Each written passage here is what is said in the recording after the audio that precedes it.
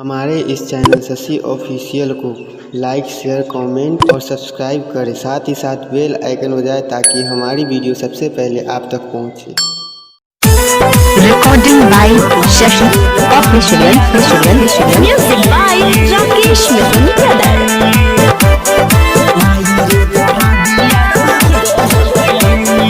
कूद के पलंगिया पर चढ़ गईल, माई रे दरदिया बढ़ गईल।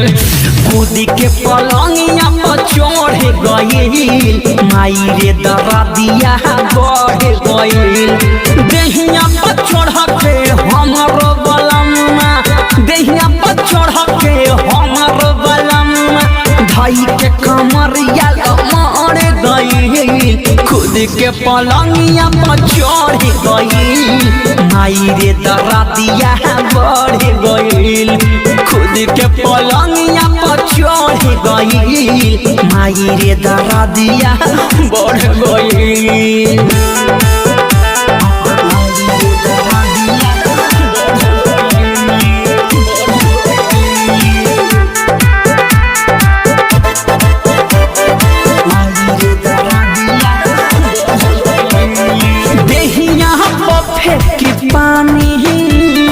ठंडा कर जवानी बहे जब पुरवैया, बढ़ता परेशानी। देहिया पे के पानी ठंडा करे जवानी, बहे जब पुरवैया, बढ़ता परेशानी। छुएला सामान तो निकल पारा, एकरा से जीवा जर गईल।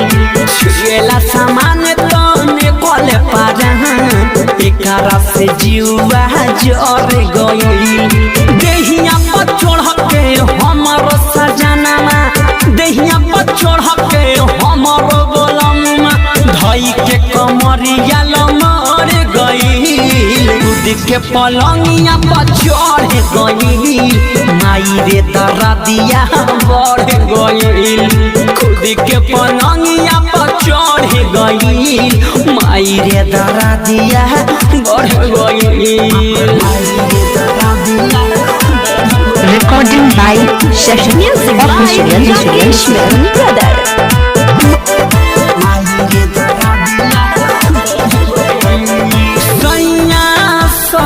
तनिको नहीं मुहाला, गलिया हबक के काटे है तो तनिको नहीं सुहाला।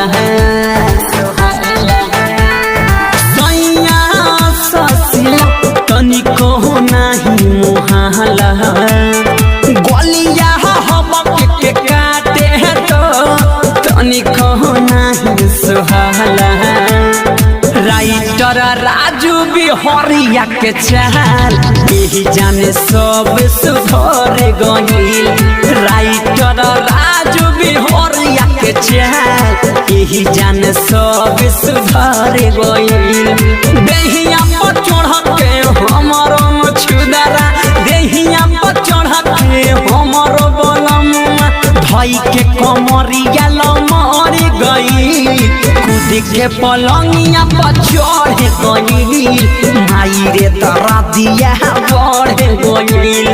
कूद के पलंगिया पर चढ़ गईल, माई रे दरदिया बढ़ गईल। देहिया पर चढ़ के हमरो बलम्मा, देहिया पर चढ़ के हमरो बलम्मा, धई के कमरिया मर गईल। खुद के पलंगिया पर चढ़ गईल, माई रे दरदिया बढ़ गईल।